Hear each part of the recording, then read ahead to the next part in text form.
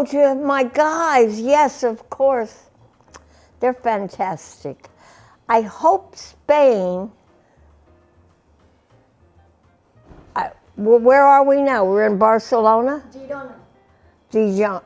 Who? Girona. Girona. I hope the people here realize what great musicians these two guys are. They're so fantastic. I would take them into America immediately, to New York City, in a minute. And they would be very welcome there because they're fantastic. Spain should be very proud to have such wonderful musicians.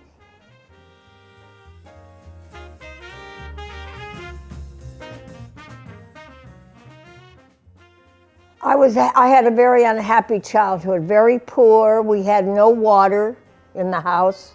We had no heat in the house. The toilet was an outhouse, and you had to walk a block to go to the toilet. We had no water at all, just a well. You had to pump the water. We had no heat, very poor. So it was a rough childhood, very rough.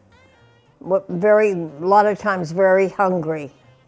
And that's hard to believe in America. To think, oh yeah, Americans are all, not true, not true. There's very poor Americans, and I was one of them. And I come from Native background, Native American, the Seneca Nation, Indian. So, I try to keep that alive, that part of my background alive. But it was hard, but it was okay. I survived, I left home when I was 17 years old, and I've been on my own ever since. Graduated from high school, took off, and have been doing music ever since. I've been singing since I was 3 years old because it made me feel better. My grandfather used to call me Little Song because I was always singing. Because when I sang, it made me feel better. So I'm always singing.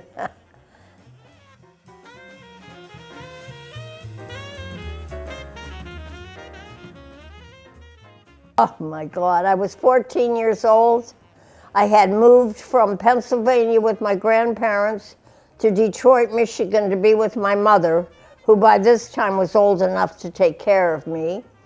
And I went to high school at Cass Tech and Commerce High School in downtown Detroit, Michigan. And there was a hamburger place where you got hamburgers, and they had a jukebox. And one day I went over there and I saw this one song. I had a nickel, you could play a nickel. And I had a nickel. I said, oh, I want to play a song, I wonder which one. And I saw this, I said, oh, wow, what is that? Charlie Parker and his Reboppers, not beboppers, Reboppers, Charlie Parker. I wonder what that's like.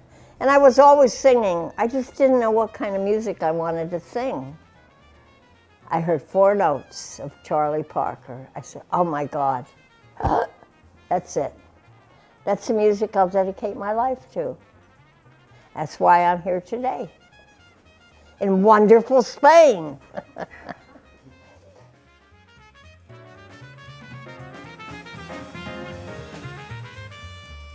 An incredible human being. Unfortunately, he got caught up in the drugs and alcohol, for whatever reason. I know the disease, I have it. I don't drink anymore. I never used heavy drugs, but I know the disease. I mean, everybody in my family just about drank a lot. It made them feel better for some reason. Charlie Parker was an incredible, beautiful human being. Not only that, he was brilliant. He was a genius. Charlie Parker was a genius. Very kind, very sweet. Unfortunately, he had the disease of alcoholism and drug addiction. Died at 34 years old, Bert. Unbelievable. But he was like my big brother.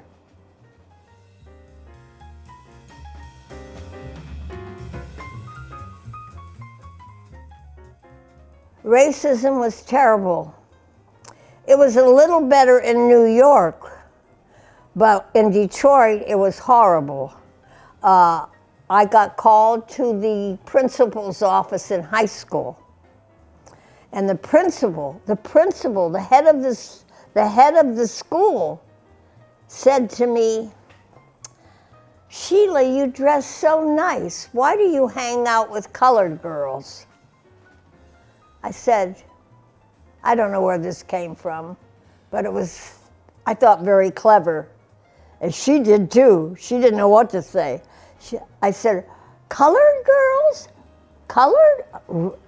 Pink? Red? Blue? Orange? Purple? Colored? Colored?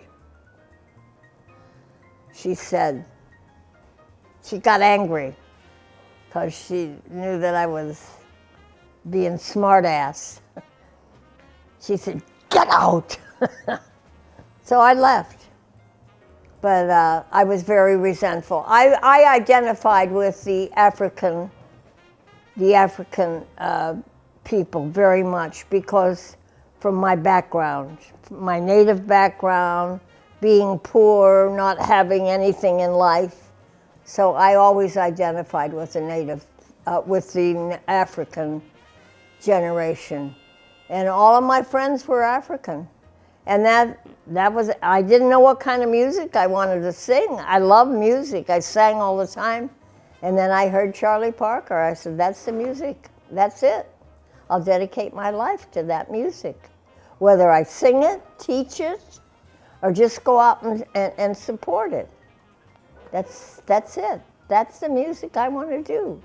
And that's what I'm doing now.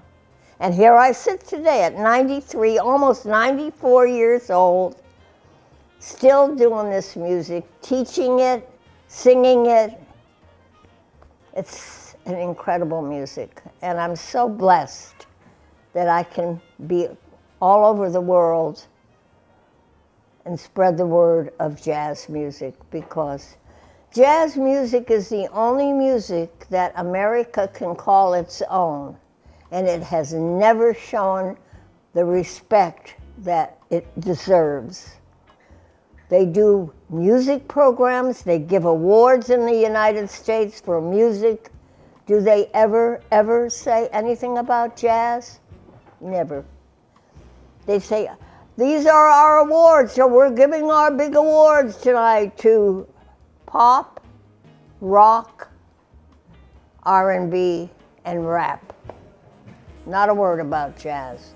I call it the stepchild of American music. And that's what it is. That's okay. I'm out here and I'm going to keep it alive as long as I'm around. And I also teach my students coming up, keep this music alive. It's the one music that America can call its own. It's too bad. It's okay.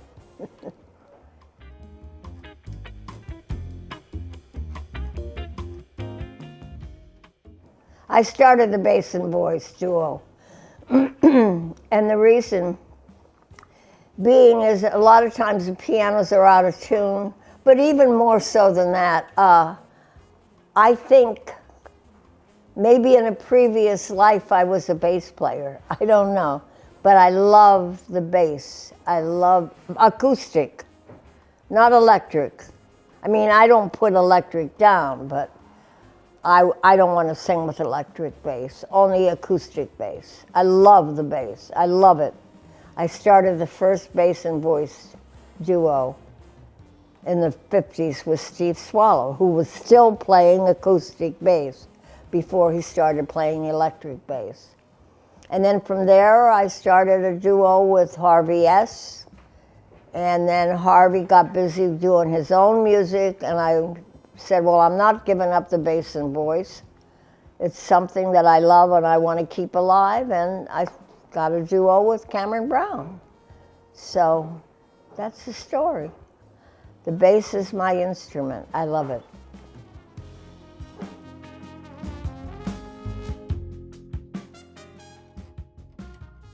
Part of my background. It's like, it's part of my heart. It's part of my soul. It's part of my being. It's what I am and who I am. And part of my being is Native American, if you want to call it Native American. But you know, I'm from the Seneca Nation.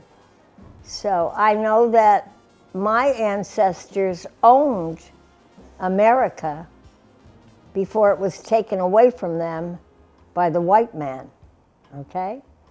So that I know. And I also have Native on my father's side. I never really knew my father. My mother married my father almost a few days before I was born. And in those days, you did that to give your child a name. So in order for me to have my father's last name, my mother had to be married to him. So he married my mother. I got his name originally, which was Dawson. And, you know, since then it's Jordan now, because I married Charlie Parker's piano player, Duke Jordan. So I took Jordan. I took that name when I got married. And I don't use Dawson anymore, but that was my original name, Sheila Jeanette Dawson.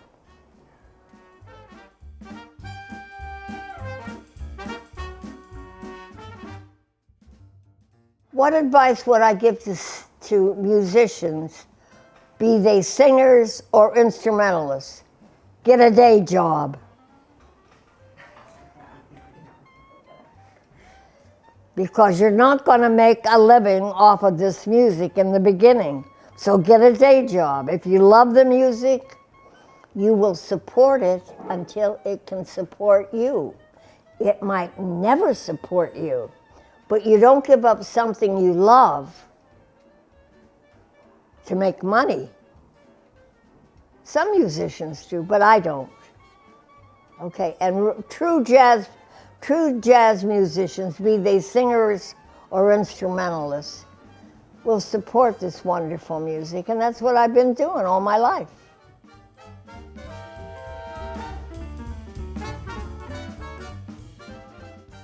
How would I like to be remembered? Not as a crazy, not as a crazy lady. I would like to be remembered as a woman who supported this beautiful music of jazz, which was given to her by the great Charlie Parker. That's how I want to be remembered. Bird. Remember Bird. Remember Charlie Parker. And singers, remember me and keep this wonderful music of jazz alive.